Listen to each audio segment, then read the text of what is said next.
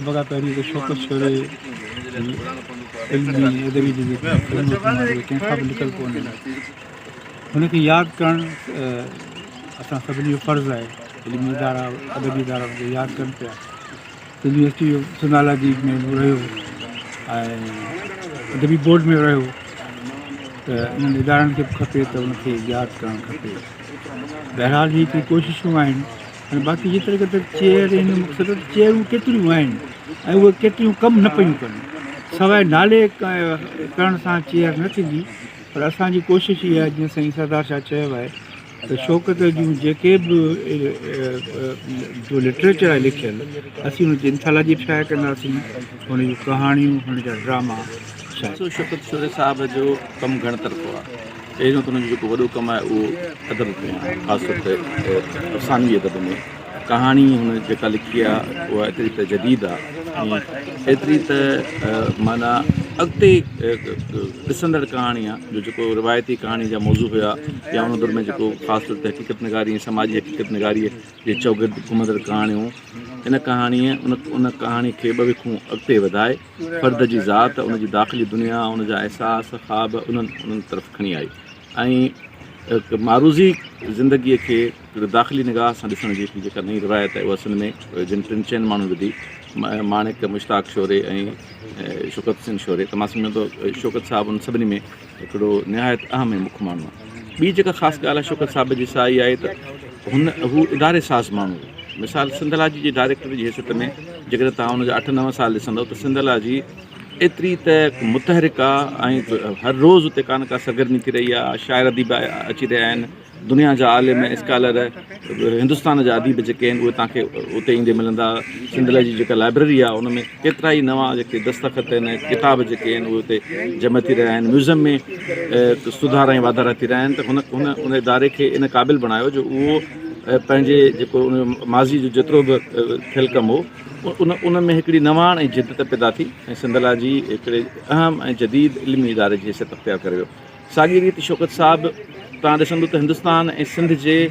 आलिमनि ऐं अदीबनि जे विच में हिकु पुल जो किरदारु अदा कयो मुल्कनि जे विच में जेके बि सियासी मसइला थियनि था उहे पाण ॼाणनि पर अदीबनि जो जेको बुनियादी कमु आहे त उहो माण्हुनि खे कढनि था माण्हुनि खे वेझे आणनि था उन्हनि जी जेका हिक ॿिए सां कम्यूनिकेशन आहे उनखे मुमकिन बणाइनि था त मां सम्झो शौक़त साहिबु वाहिद माण्हू असां सभिनी में जंहिं इहो फ़र्ज़ु अदा कयो ऐं ॿिन्ही मुल्कनि जे माण्हुनि खे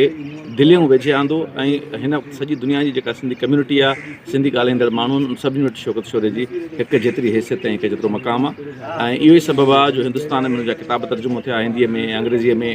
उन ते ख़ासि नंबर निकिता उते ऐं ज़िंदगीअ में ई हुनखे एतिरो मान ऐं मञता मिलियो जो हुनखे का महरूमी न हुई त मां सम्झंदो शौक़त साहिबु शख़्स खां वठी लेखक ताईं हिकिड़ो बावकार माण्हू हुयो ऐं हुन हमेशह इज़त कमाई ऐं इहो सबबु आहे जो हुन वञण खां पोइ सिंध जा माण्हू ऐं सिंधी माण्हुनि खे साॻे प्यार ऐं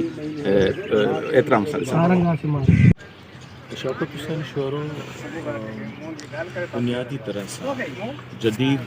सिंधी अफ़साना निगार है रोशन ख़याल तरक्की पसंद उनखे सिंधी अदब जी जेका तारीख़ 70 वारे ॾहाके जे हम असरनि में नुमाइंदा अफ़साना निगार वारी हैसियत है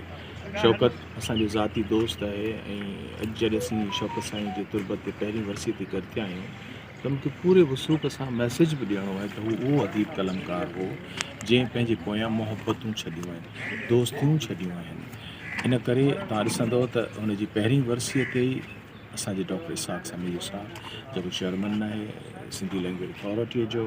शौक़त जे ज़ाती दोस्तनि में असीं बि हुनजे ज़ाती दोस्तनि में हुन सारंगा जो ख़ासि शुमारो हुनजे हवाले सां कढियो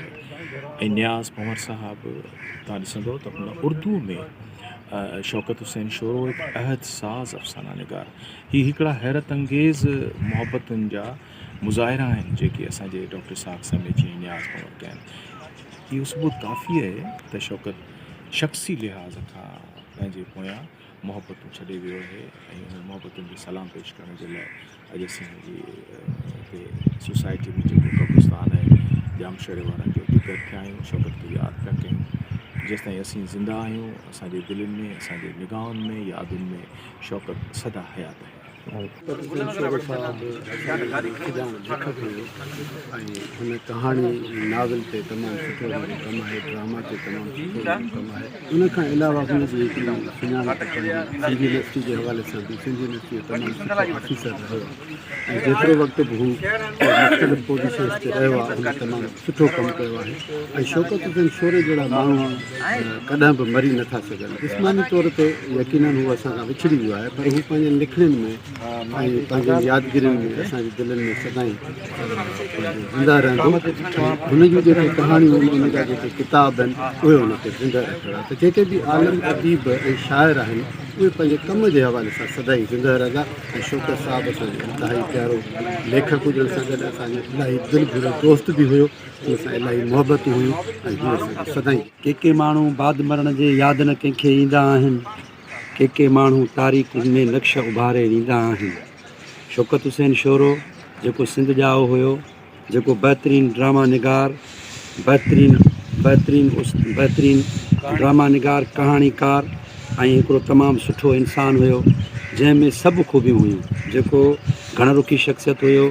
जेको हिकिड़ो सिंध यूनिवर्सिटी सां हिकिड़ो बहितरीनु वफ़ा कंदड़ हिकिड़ो ऑफिसर बि हुयो ऐं जंहिं सिंध खे अलाए केतिरा ई बहितरीनु हिकिड़ा ड्रामा ॾिना ऐं सिंधी अदब में तमामु वॾो हिकिड़ो किरदारु अदा कयो, जंहिंमें मशहूरु ड्रामो बाख, धुबण, मिल्कियत ऐं उन्हनि जा हिकिड़ा बहितरीनु किरदार मोलू जहिड़ा करेक्टर हुन ॾिना। ऐं हिंद ऐं सिंध में हिकिड़ो मशहूरु इंसानु जंहिं ते जॾहिं हू गुज़ारे वियो त उन हिंदुस्तान में बि हुन ते अलाए केतिरा किताब शाया थिया उन ॿोलीअ में ऐं अॼु बि सिंध हुनखे यादि करे थी। ऐं अॼु हुनजे वर्सीअ जे मुनासिबत सां सिंध जा ॾाहा, सिंध जा अदीब ऐं हुन जा चाहींदड़ हिते गॾु थिया आहिनि ऐं असां इहा ई उमेदु रखूं था हिन क़ौम मां त अहिड़नि माण्हुनि खे ईअं ई यादि कंदी रहंदी। ऐं शौकत हुसैन शोरो हिकिड़ो बिल्कुलु सरापाए सिंध हुयो ऐं सिंध जी हर शइ सां मुहबत कंदो हो। सिंधालाजी जो डायरेक्टर रहियो, सिंध यूनिवर्सिटीअ में वेलफेयर ऑफिसर रहियो ऐं मुख़्तलिफ़ पोस्टुनि ते रहियो ऐं हर हंधि बहितरीनु हिकिड़ो किरदारु अदा कयाई ऐं ख़ासि करे सिंधी अदब में उनखां पोइ जेको ख़ाल आहे उहो भरिजण जहिड़ो न आहे। ऐं इनशा अल्लाह असां हर साल हिन जी अहिड़ी नमूने सां वरसियूं ऐं हिन क़बर मज़ारुनि ते हिन क़बर ते ईंदा।